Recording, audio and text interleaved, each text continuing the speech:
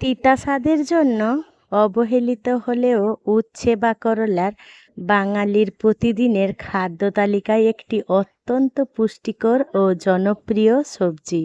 উচ্ছে বা করলা যদি সঠিক উপায়ে রান্না করা যায় তাহলে এর তেতো ভাব যেমনি কমে যায়, তেমনি প্রথম পাতে এই একটি পদ দিয়ে অনেকটা পরিমাণে ভাত খাওয়া যায় দুপুরবেলা গরম গরম ভাতের সাথে।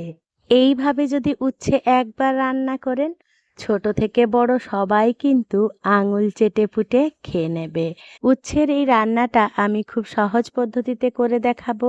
উচ্ছের রং যেমন বজায় থাকবে তেমনি পুষ্টিগুণও বজায় থাকবে। খুবই সহজ পদ্ধতি, একবার বানালে কিন্তু বারবার বানাতে ইচ্ছে করবে।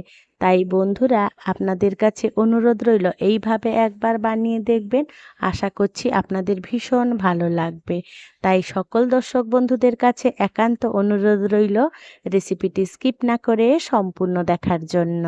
নমস্কার বন্ধুরা, ইজি কুক চ্যানেলে আপনাদের সবাইকে স্বাগত জানাই। চলুন শুরু করছি। দারুণ স্বাদের উচ্ছের এই উপকারী রেসিপিটি বানানোর জন্য আমি এখানে 200 গ্রাম উচ্ছে নিয়ে নিয়েছি। আপনাদের প্রয়োজন মতন পরিমাণ মতন উচ্ছের পরিমাণটা বাড়িয়ে বা কমিয়ে নেবেন। অফ ক্যামেরায় উচ্ছেগুলোকে বেশ ভালো করে পরিষ্কার করে ধুয়ে নিয়েছি।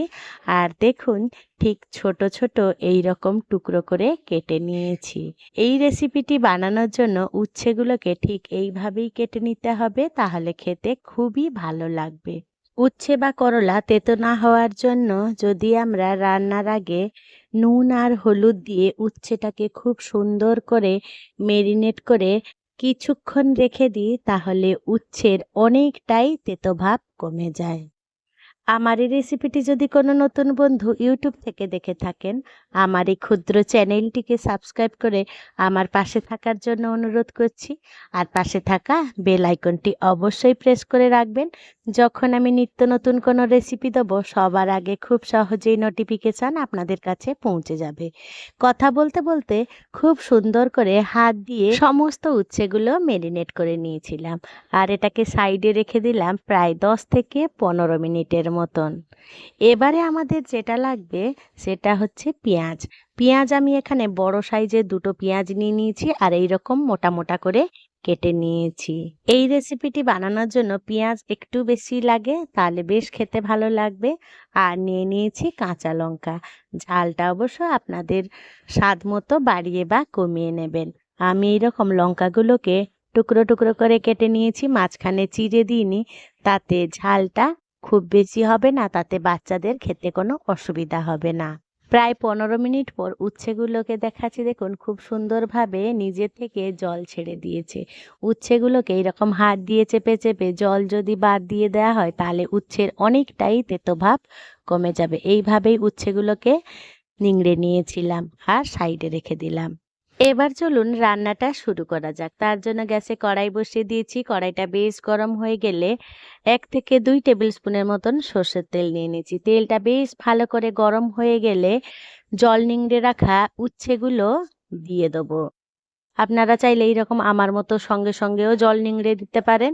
কড়াইতে সমস্ত উচ্ছে দেয়া হয়ে গেলে উচ্ছেগুলোকে তেলের সাথে বেশ ভালো করে নাড়াচাড়া করে একটু ভাজা ভাজা করে নিতে হবে। এইখানে কোনো রকম আমরা ঢাকা চাপা দেবো না। গ্যাসের ফ্লেম একেবারে লো টু মিডিয়াম আঁচে করে এই উচ্ছেগুলোকে প্রথমে ভাজা করে নিতে হবে। আর যদি ঢাকা চাপা দেন তাহলে উচ্ছের রঙটা একদমই সবুজ থাকবে না। তাই ঢাকা ছাড়াই উচ্ছে রান্না করলে যেমন সবুজ থাকবে, খেতেও ভীষণ ভালো লাগবে। আপনাদের কাছে অনুরোধ রইল এইভাবেই একবার উচ্ছে বানিয়ে দেখবেন। বাচ্চা থেকে বড় সকলেই কিন্তু চেয়ে খাবে করলার এই রেসিপিটি। আর এই পদ্ধতিতে উচ্ছে বা করলা ভাজলে একটুও তেতো লাগবে না, রং থাকবে সবুজ আর খেতেও হবে ভীষণ মুখরোচক। এই পর্যায়ে উচ্ছেটা 60% মতন রান্না হয়ে গেছে। এখানে দিয়ে দেবো কেটে রাখা পেঁয়াজগুলো আর কাঁচা লঙ্কা, আর দিয়ে দেবো স্বাদ মতো নুন। এবারে সমস্ত উপকরণ বেশ ভালো করে নাড়াচাড়া করে আবারও মিশিয়ে নেব আর ভাজা করব। নুনটা এখানে অবশ্য খেয়াল রেখে দেবেন, যেহেতু আগে উচ্ছেতে মেরিনেট করে রেখেছিলাম আর জল অনেকটা বাদ গেছে, তাই নিজেদের স্বাদ মতো নুনের পরিমাণটা বাড়িয়ে বা কমিয়ে নেবেন। এই পর্যায়ে উচ্ছে পেঁয়াজ আর লঙ্কাটাকে সেই ঢাকা ছাড়াই আমাদের রান্না করে নিতে হবে।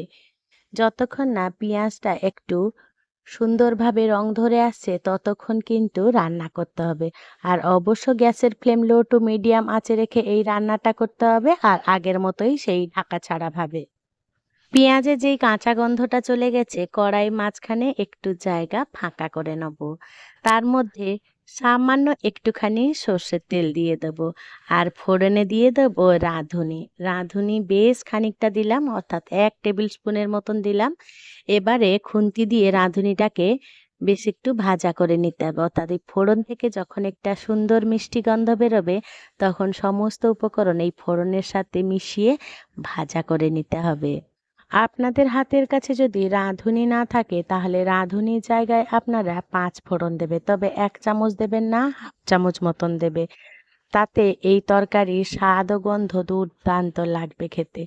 এবারে গ্যাসের ফ্লেম একদম মিডিয়ামে রেখে সমস্ত উপকরণ একেবারে একটু ভাজা ভাজা হওয়া পর্যন্ত রান্না করে নিতে হবে। সাধারণত আমরা উচ্ছে ভাজা সকলেই বানিয়ে থাকি, কিন্তু একটু অল্টারনেটিভ করে, অর্থাৎ রান্নার পদ্ধতি যদি আমরা একটু চেঞ্জ করি তাহলে এই সাধারণ উচ্ছে স্বাদ হয়ে ওঠে অসাধারণ। এবারে দেখুন সমস্ত সবজি সুন্দরভাবে রান্না হয়ে গেলে আমি এখানে উপর থেকে ছড়িয়ে দেব 1 চামচ পোস্ত। পোস্তটা দিয়ে বেশ ভালো করে নাড়াচাড়া করে আবারও মিনিট খানেক ভাজা ভাজা করে নেব। এই সাধারণ উচ্ছে ভাজা দেখুন একেবারে অসাধারণ হয়ে উঠল একটু রান্নার পদ্ধতি চেঞ্জ করাতে। তো বন্ধুরা, আপনারাও এইভাবে একবার করে দেখবেন। এবারে আমি পরিবেশন করে নিচ্ছি। আমি আমার মতন করে পরিবেশন করে নিচ্ছি, আপনারা আপনাদের পছন্দ মতন গরম গরম ভাতের সাথে প্রথম পাতে পরিবেশন করুন। আর খেয়ে দেখুন আপনাদের কেমন লাগলো আজকের এই সাধারণ উচ্ছে ভাজার রেসিপিটি। এই সাধারণ উচ্ছের তরকারিটা আরও অসাধারণ করার জন্য উপর থেকে কাঁচা পোস্ত এই গরম অবস্থায় একটু ছড়িয়ে দিতে হবে, তাতে এই সাধারণ উচ্ছে ভাজার স্বাদ হয়ে উঠবে অসাধারণ। তো বন্ধুরা, আজকের এই রেসিপিটি যদি আপনাদের কোনো অংশে একটুও ভালো লেগে থাকে ছোট্ট একটা লাইক করে দেবেন। আপনাদের এই ছোট্ট ছোট্ট লাইক আমাকে অনেক ইন্সপায়ার করে নিত্য নতুন রেসিপি বানানোর জন্য। খুব বেশি ভালো লেগে থাকলে বন্ধু বান্ধব কিংবা প্রিয়জনদের সাথে শেয়ার করে তাদেরও দেখার সুযোগ করে দেবেন। বন্ধুরা, আমার সাথে থেকে পাশে থেকে এতক্ষণ আমার এই উচ্ছের রেসিপিটি দেখার জন্য আপনাদের সকলকে জানাই অসংখ্য অসংখ্য ধন্যবাদ। আপনারা ভালো থাকবেন, সুস্থ থাকবেন। দেখা হবে পরের কোনো নিত্য নতুন রেসিপিতে।